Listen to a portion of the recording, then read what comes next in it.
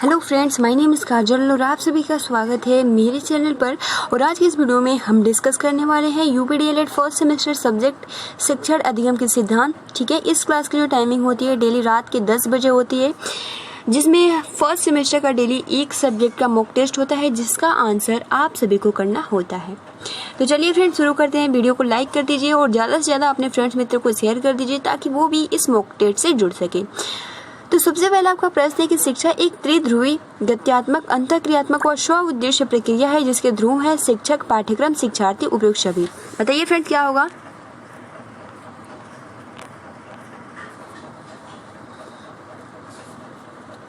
बिल्कुल सही, आप सभी का आंसर बिल्कुल सही है। यहाँ पे होगा उपयुक्त सभी, यानी ऑप्शन नंबर डी यहाँ पे करेक्ट है। अब देखिए अगला आपका प्रश्न है कि शिक्षण वह साधन है जिसके द्वारा समूह के अनुभवी सदस्य अपरिपक्व व छोटे सदस्य का जीवन से अनुकूलन कराने में पथ प्रदर्शन करते हैं। यह कथन है गांधी जी का, सिम्पसन का, डॉक्टर माथुर का, जे.एम. थॉइन का। तो बताइए फ्रेंड्स यहाँ पे करेक्ट आंसर क्या होगा?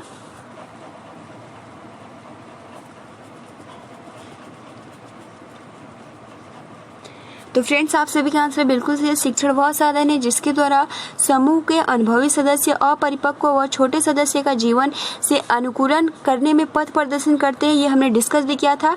यहाँ पे जो राइट आंसर हो जाएगा वो हो जाएगा योमक व सिम्पसन का, यानी 2 का आंसर ऑप्शन नंबर ब।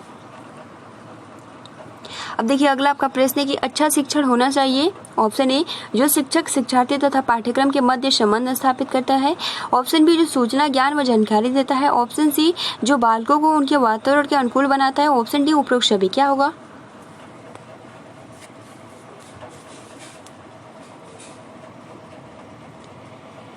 बिल्कुल सही है, आप सभी का आंसर बिल्कुल सही है। यहाँ पे हो जाएगा उपयुक्त सभी, यानी ऑप्शन नंबर डी यहाँ पे करेक्ट आंसर हो जाएगा।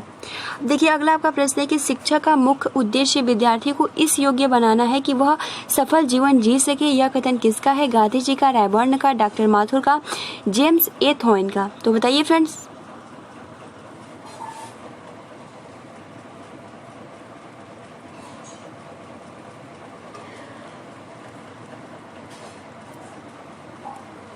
बिल्कुल सही है, आप सभी का आंसर बिल्कुल सही है। शिक्षक का मुख्य उद्देश्य विद्यार्थियों को इस योग्य बनाना है कि वह सफल जीवन जी सके। यह कथन है रैबर्न का, यानी ऑप्शन नंबर बी यहाँ पे करेक्ट आंसर होगा। ठीक है,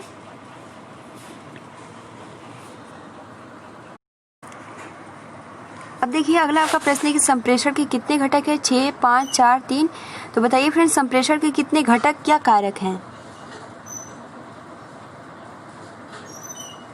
तो फ्रेंड्स यहाँ पे जो करेक्ट आंसर हो जाएगा वो हो जाएगा 5। संप्रेषण के जो घटक होते हैं, जैसे कि आप सभी को पता है कि प्रेषक हो जाता है, संदेश हो जाता है, माध्यम हो जाता है, ग्राही हो जाता है, प्रतिपुष्टि हो जाता है। ठीक है, ये संप्रेषण के घटक है।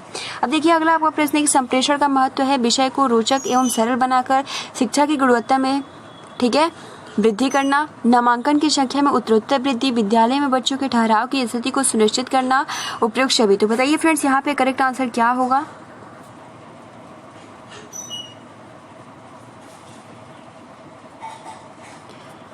तो फ्रेंड्स यहाँ पे हो जाएगा उपयुक्त सभी, यानी डी यहाँ पे, ये तीनों ही इसके महत्व है। अब देखिए अगला आपका प्रश्न है कि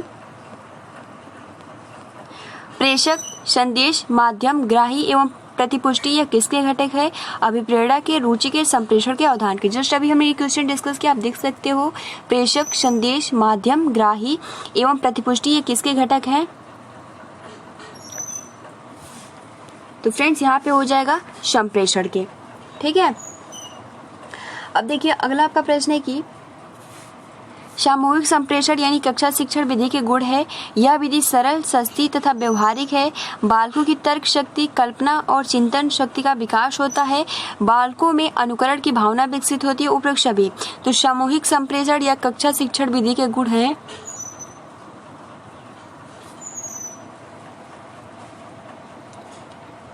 बताइए फ्रेंड्स क्या होगा? तो फ्रेंड्स यहाँ पे डी करेक्ट आंसर हो जाएगा, यानी सामूहिक संप्रेषण कक्षा शिक्षण विधि के गुण है, यानी यह विधि सरल, सस्ती तथा व्यवहारिक होती है। बालकों की तर्क शक्ति, कल्पना, चिंतन शक्ति का विकास होता है। बालकों में अनुकरण की भावना विकसित होती है, इसलिए यहाँ पे ऑप्शन डी करेक्ट आंसर हो जाएगा। ठीक है, अब देखिए अगला आपका प्रश्न है कि प्रभावी संप्रेषण के तरीके हैं। संप्रेषण पूर्णतः प्रेरणाप्रद होना चाहिए, संप्रेषण बाल केंद्रित होना चाहिए, संप्रेषण सुनियोजित होनी चाहिए, उपयुक्त सभी। तो प्रभावी संप्रेषण के तरीके हैं।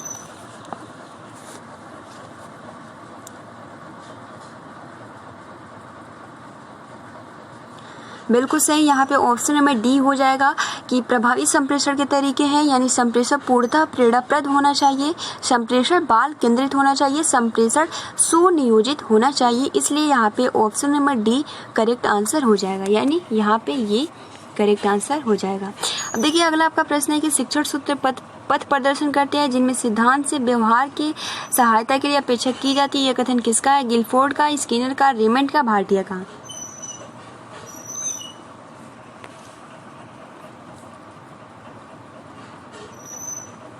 बिल्कुल सही, यहाँ पे ऑप्शन नंबर सी हो जाएगा, रेमंड का। रेमंड जी का स्टेटमेंट है कि शिक्षण सूत्र का पथ प्रदर्शन करते हैं। जो शिक्षण सूत्र है वो पथ प्रदर्शन करते हैं जिनमें सिद्धांत से व्यवहार में सहायता के लिए अपेक्षा की जाती है। यह कथन रेमंड का है। अगला आपका प्रश्न है कि करके सीखने से बालक पाठ या कार्य सीख जाते हैं, आत्मविश्वास बढ़ता है, व्यवहार परिमार्जन होता है, उपरोक्त सभी। बताइए फ्रेंड्स यहाँ पे करेक्ट आंसर क्या होगा?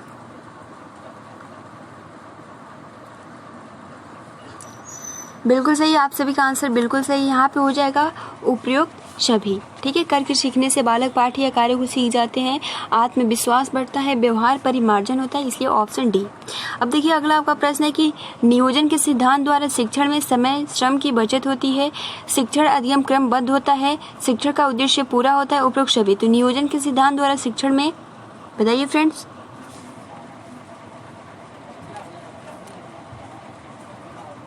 तो फ्रेंड्स बिल्कुल सही, यहाँ पे ऑप्शन नंबर डी यानी नियोजन के सिद्धांत द्वारा शिक्षण में समय श्रम की बचत होती है, शिक्षण अधिगम क्रमबद्ध होता है और शिक्षण का उद्देश्य पूरा होता है, इसलिए यहाँ पे उपयुक्त सभी करेक्ट आंसर हो जाएगा।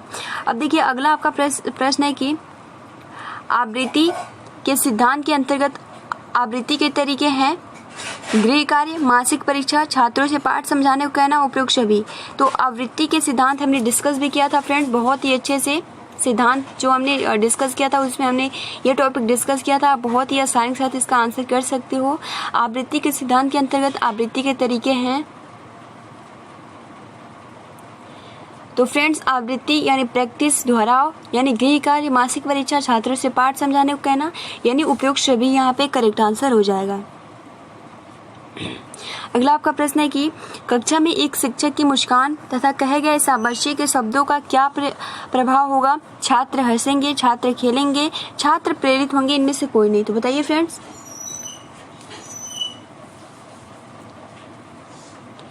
तो फ्रेंड्स कक्षा में एक शिक्षक की मुस्कान तथा कहे गए शाबाशी के शब्दों का क्या प्रभाव होगा?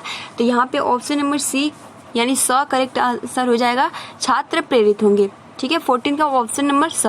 अब देखिए अगला आपका प्रश्न है कि प्रत्येक व्यक्ति एक दूसरे से भिन्न है, यह किस सिद्धांत के अनुसार सत्य है? लोकतंत्रीय व्यवहार का सिद्धांत, वयन का सिद्धांत, आवृत्ति का सिद्धांत, चयन का सिद्धांत, आवृत्ति का सिद्धांत, व्यक्ति भिन्नता का सिद्धांत। तो बताइए फ्रेंड्स, प्रत्येक व्यक्ति एक दूसरे से भिन्न है, यह किस सिद्धांत पे सत्य है, किसके पे ये लागू होता है? 4 सिद्धांत है, बताइए फ्रेंड्स।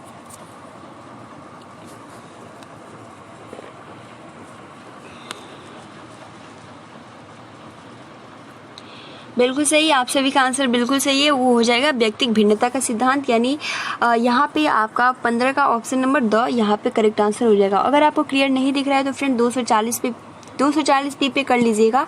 ठीक है, अगर वैसे भी क्लियर नहीं आता है तो मैं बोल दूंगी। ठीक है, इसके थ्रू भी आप आंसर कर सकते हो। 16 आपका प्रश्न है कि उपचारात्मक शिक्षण के लाभ हैं। छात्रों की कठिनाइयों तथा दुर्बलताओं का पता चल जाता है, कठिनाइयों का निराकरण होता है, छात्रों का पथ प्रदर्शन होता है, उपयुक्त सभी। तो बताइए फ्रेंड्स।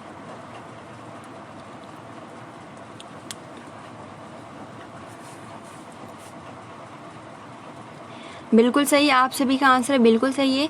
उपचारात्मक शिक्षण के लाभ होते हैं, छात्रों की कठिनाइयों तथा दुर्बलताओं का पता चलता है, कठिनाइयों का निराकरण होता है, छात्रों का पथ प्रदर्शन होता है, यानी यहाँ पे ये तीनों ही करेक्ट है, इसलिए यहाँ पे द करेक्ट आंसर हो जाएगा।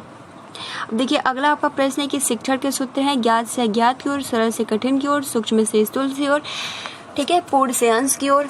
तो ये आप यहाँ बताइए फ्रेंड्स क्या होगा? उपयुक्त सभी ऑप्शन है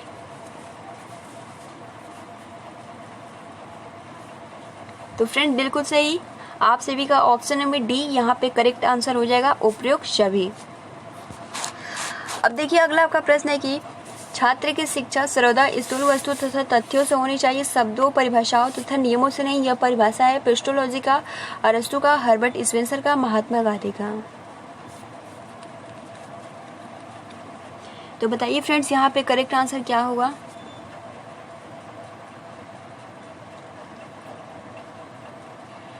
तो फ्रेंड्स यहाँ पे करेक्ट आंसर हो जाएगा छात्र की शिक्षा सर्वदा स्थूल वस्तु तथा तथ्यों से होनी चाहिए, शब्दों, परिभाषाओं तथा नियमों से नहीं।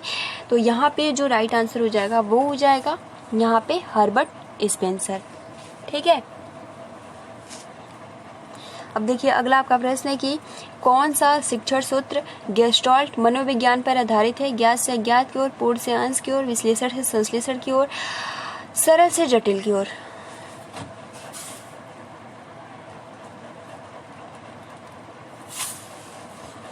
बिल्कुल सही, आप सभी का आंसर बिल्कुल सही है। कौन सा शिक्षण सूत्र गेस्टाल्ट मनोविज्ञान पर आधारित होते वो है पूर्ण से अंश की ओर, यानी 19 का ऑप्शन नंबर ब यहाँ पे करेक्ट आंसर हो जाएगा। अब देखिए यानी कि ये वाला, ठीक है, पूर्ण से अंश की ओर। अब देखिए अगला आपका प्रश्न है कि प्रश्नोत्तर विधि से सोपान, प्रश्नोत्तर विधि, ठीक है, प्रश्नोत्तर विधि से सोपान है। ऑप्शन ए निरीक्षण, ठीक है, यहाँ निरीक्षण है, और दूसरा अनुभव, तीसरा परीक्षण, और डी उपयुक्त सभी। तो प्रश्नोत्तर विधि से सोपान है, यहाँ पे करेक्ट आंसर क्या होगा, निरीक्षण से, अनुभव से, परीक्षण से। तो फ्रेंड्स यहाँ पे जो राइट आंसर हो जाएगा बिल्कुल सही, आप सभी का आंसर बिल्कुल सही है। प्रश्नोत्तर विधि से सोपान है वो है उपयुक्त सभी। अगला आपका प्रश्न है कि प्रश्न प्रविधि शिक्षण को सहज और क्रमबद्ध बनाती है, उसके लिए जरूरी है प्रश्न सरल व स्पष्ट होने चाहिए, प्रश्न संपूर्ण व कक्षा के लिए किए जाएं। ठीक है, और जो दो ऑप्शन है मैं अभी बोल देती हूँ। जो दूसरा है, ठीक है, कि प्रश्न पूर्व ज्ञान से जोड़ते हुए पाठ का विस्तार करने वाले हो, उपयुक्त सभी।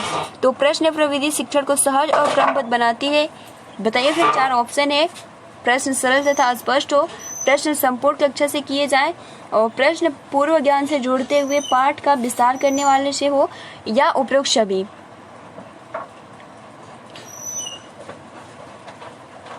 तो फ्रेंड्स बिल्कुल सही, आप सभी का आंसर बिल्कुल सही है। यहाँ पे option number D correct answer हो जाएगा। ठीक है, यहाँ पे डी आपको शो हो रहा होगा, डी करेक्ट आंसर हो जाएगा। अब देखिए अगला आपका प्रश्न है कि विवरण विधि से शिक्षण करते समय सावधानियां बरतनी चाहिए। विवरण विषय वस्तु से संबंध हो, जो विवरण हो सरल व स्पष्ट हो, विवरण छात्र स्तर के अनुकूल हो, उपयुक्त सभी। तो फ्रेंड इससे क्या होता है ना कि ये जो उपयुक्त सभी से रिलेटेड जो बहुविकल्पीय प्रश्न होते हैं, अगर आपके अति लघु या फिर लघु उत्तरीय में आते हैं तो आप इससे रिलेट करके अति लघु या लघु उत्तरीय के बारे में लिख सकते हो। अगर आपके एग्जाम में आए कि विवरण विधि क्या है, इसके शिक्षण करते समय क्या सावधानियां बरतनी चाहिए, तो आप ये 3 टॉपिक लिख सकते हो, नंबर नहीं कटेगा। तो फ्रेंड्स बिल्कुल सही, आप सभी का आंसर बिल्कुल सही, यहाँ पे हो जाएगा उपयुक्त सभी। अगला आपका प्रश्न है कि व्याख्यान विधि के लाभ है स्व अध्याय की भावना का विकास, पाठ के हर पहलू का ज्ञान, अधिकतम सूचना व तथ्यों का ज्ञान, उपयुक्त सभी।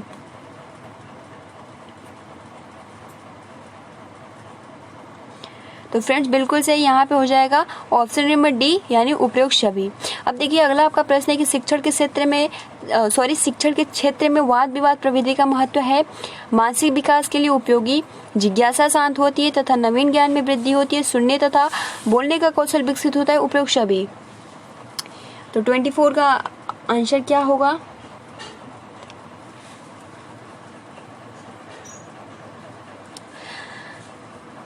बिल्कुल सही, आप सभी का आंसर बिल्कुल सही है। शिक्षण के क्षेत्र में वाद विवाद प्रविधि का महत्व है, यहाँ पे द करेक्ट आंसर हो जाएगा, यानी मानसिक विकास के लिए उपयोगी, जिज्ञासा शांत होती है, नवीन ज्ञान में वृद्धि होती है, सुनने तथा बोलने का कौशल विकसित होता है।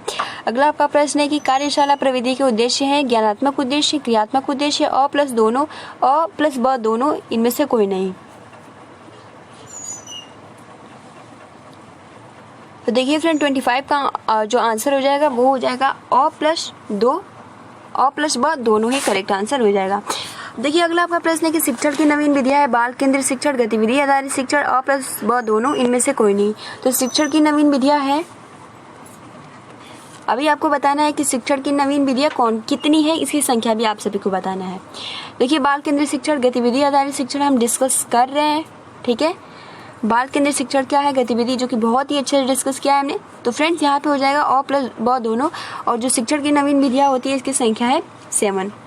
अब देखिए, अगला आपका प्रश्न है कि अधिगम अनुभव के प्रकार है 6, 5, 4, 3 अधिगम अनुभव के प्रकार हैं। तो फ्रेंड्स, अधिगम अनुभव के जो प्रकार है वो है 3। अगला आपका प्रश्न है कि गतिविधियों की श्रेणीकरण है, जो कि हमने डिस्कस भी किया था, शारीरिक और मानसिक, इनमें से कोई नहीं। तो बताइए फ्रेंड्स क्या होगा।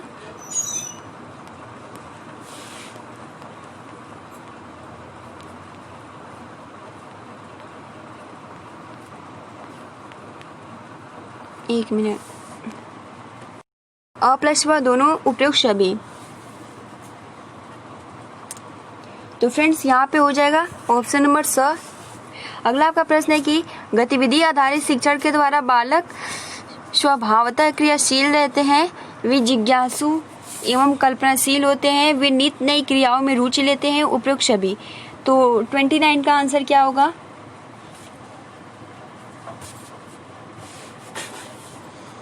तो फ्रेंड्स, यहाँ पे हो जाएगा ऑप्शन नंबर डी, यानी गतिविधि आधारित शिक्षण के द्वारा बालक स्वभावतः क्रियाशील रहते हैं, वे जिज्ञासु एवं कल्पनाशील होते हैं, वे नित्य नई क्रियाओं में रुचि लेते हैं, इसलिए ऑप्शन डी यहाँ पे करेक्ट आंसर हो जाएगा।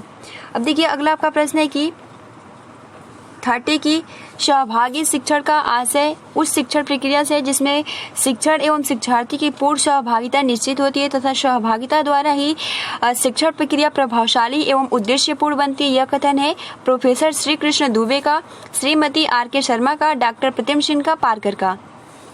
तो बताइए फ्रेंड्स, 30 का आंसर क्या होगा।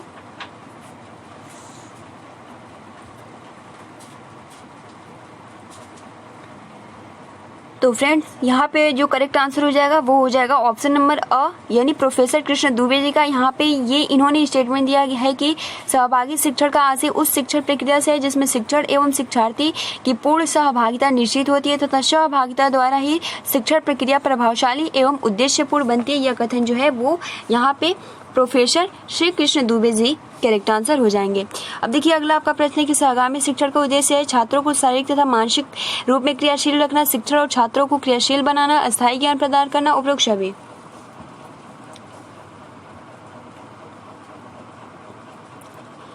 तो फ्रेंड्स, सहगामी शिक्षण का उद्देश्य क्या है, तो यहाँ पे ये तीनों ही करेक्ट हो जाएंगे। ठीक है, यानी छात्रों को शारीरिक तथा मानसिक रूप में क्रियाशील रखना, शिक्षण और छात्रों को क्रियाशील बनाना, अस्थायी ज्ञान प्रदान करना, उपयुक्त सभी। अगला आपका प्रश्न है कि बाल केंद्रित शिक्षण का उद्देश्य है अधिगम को प्रभावी बनाना, स्वयं करके सीखने पर जोर देना, शारीरिक दंड को हटाना, उपयुक्त सभी। हमने डिस्कस भी किया था, आप बहुत ही आसानी के साथ इसका आंसर कर सकते हो। तो फ्रेंड्स, बाल केंद्रित शिक्षण का उद्देश्य है यहाँ पे उपयुक्त सभी। ठीक है, द करेक्ट आंसर हो जाएगा, यानी अधिगम को प्रभावी बनाना, स्वयं करके सीखने पर जोर देना, शारीरिक दंड को हटाना। देखिए, अगला आपका प्रश्न है कि दक्षता आधारित शिक्षण के उद्देश्य है प्रतिस्पर्धा की भावना का विकसित करना, सहयोग की भावना का विकास करना, विषय विशेष में छात्रों को दक्ष बनाना, उपयुक्त सभी। तो दक्षता आधारित शिक्षण के उद्देश्य है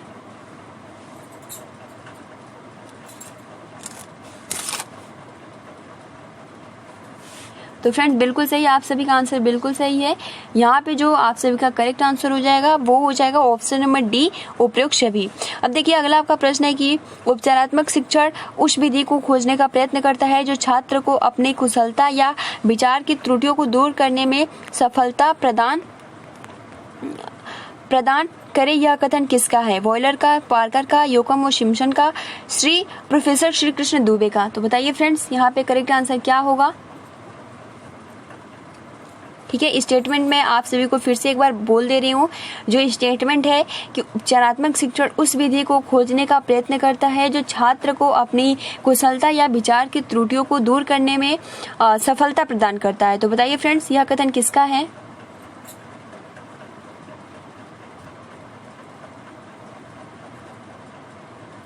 तो फ्रेंड्स आप सभी का आंसर बिल्कुल सही है, यहाँ पे हो जाएगा ऑप्शन नंबर स यानी योकम व सिम्पसन का।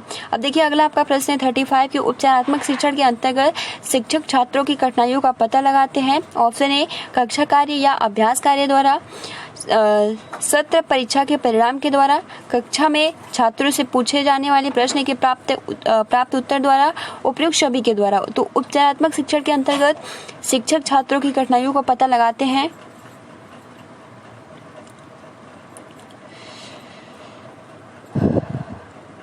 तो फ्रेंड्स यहाँ पे ऑप्शन नंबर डी ठीक है, कक्षा कार्य या अभ्यास कार्य द्वारा, सत्र परीक्षा परिणाम के द्वारा, कक्षा में छात्रों से पूछे जाने पे प्रश्न के उत्तर प्राप्त करने के बाद उससे ये पता चल जाता है कि किस छात्र में कितनी योग्यता है।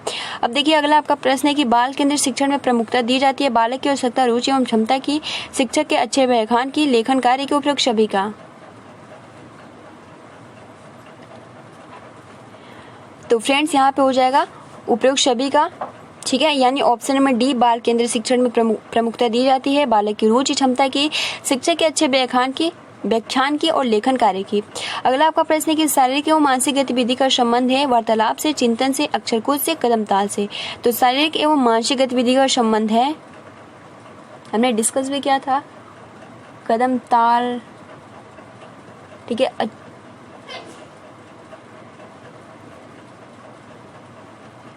तो फ्रेंड्स यहाँ पे जो हो जाएगा शारीरिक और मानसिक गतिविधि का संबंध, यानी आपका शारीरिक भी हो और मानसिक भी हो। तो फ्रेंड्स यहाँ पे हो जाएगा अक्षर कूद, कदम ताल केवल तो शारीरिक हो जाएगा, इसलिए यहाँ पे अक्षर कूद दोनों ही करेक्ट आंसर हो जाएगा, ठीक है। अब देखिए अगला आपका प्रश्न है कि यूनिसेफ वित्त पोषित रुचिपूर्ण शिक्षा कार्यक्रम का प्रारंभ किया गया 1974 में, 1980 में, 1984 में, 1994 में।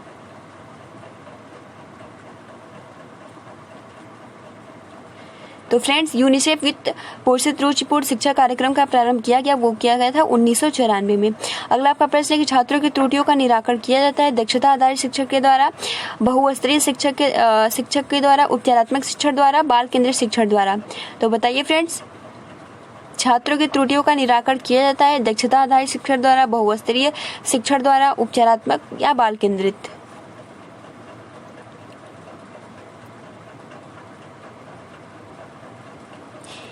तो फ्रेंड्स यहाँ पे हो जाएगा छात्रों की त्रुटियों का निराकरण किसमें किया जाता है, उपचारात्मक शिक्षण, इसलिए ऑप्शन नंबर 100 यहाँ पे करेक्ट आंसर हो जाएगा, ठीक है, ये वाला। अब देखिए अगला आपका प्रश्न है कि सूक्ष्म शिक्षण एक प्रशिक्षण तकनीक है जो प्रशिक्षण प्राप्त करने वाले शिक्षकों से यह अभिलाषा रखती है कि किसी यहाँ पे आपका जो है वो है तथ्य, ठीक है। यहाँ पे होगा कि किसी तथ्य को थोड़े से छात्रों को थोड़े से समय में एक विशिष्ट शिक्षण कौशल के माध्यम से शिक्षण दे, उक्त कथन किसका है। तो फ्रेंड्स यहाँ पे जो ऑप्शन है वो है गांधी के पासी का, किलफट का या पार्कर का। तो बताइए फ्रेंड्स, जो आपका स्टेटमेंट है वो ये है कि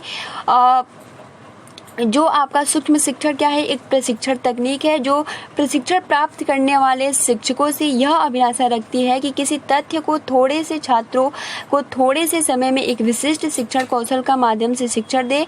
उक्त कथन किसका है, बताइए फ्रेंड्स, गांधी जी का, पारसी का, क्लिफ्ट का या पार्कर का। तो फ्रेंड्स यहाँ पे option number B correct answer हो जाएगा, के पासी का। अगला आपका प्रश्न है कि सूक्ष्म शिक्षण पद्धति के जन्मदाता है बोर्ग, स्किनर, रायबर्न, एलन।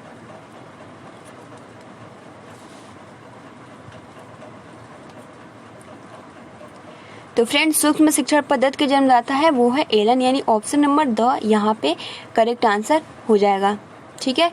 अब देखिए अगला आपका प्रश्न है कि सूक्ष्म शिक्षण युक्त तकनीक है व्यवहार का, अनुदेशन का, प्रशिक्षण की, शिक्षण की।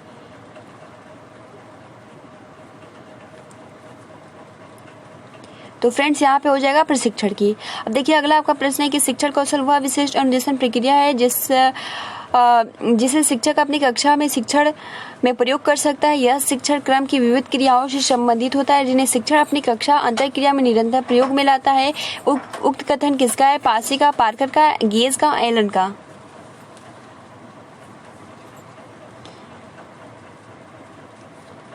तो तो फ्रेंड्स आप सभी का आंसर बिल्कुल सही। यहाँ पे जो आंसर हो जाएगा वो हो जाएगा गेज का। अब देखिए अगला आपका प्रश्न है कि प्रश्न कौशल से शिक्षण का विकास तभी संभव है जब जैसे कि जब प्रश्न यहाँ पे मिट गया है। ठीक है, तो देखिए फ्रेंड्स यहाँ पे जो होगा यानी कि प्रश्न कौशल, ठीक है, प्रश्न कौशल से शिक्षण का विकास तभी संभव है जब प्रश्न, ठीक है, जब प्रश्न सरल व स्पष्ट हो, प्रासंगिक हो, भाषा बोधगम्य हो, उपरोक्त सभी। तो बताइए फ्रेंड्स।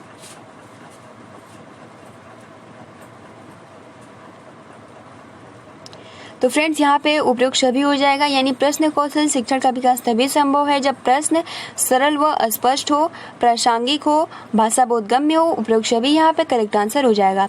अगला आपका प्रश्न है कि पुनर्वलन कौशल के प्रकार है धनात्मक यथा पुरस्कार, प्रशंसा, शाबाशी, ऋणात्मक यथा डांटना, फटकारना, अ प्लस व दोनों, इनमें से कोई नहीं। तो पुनर्वलन कौशल के प्रकार है,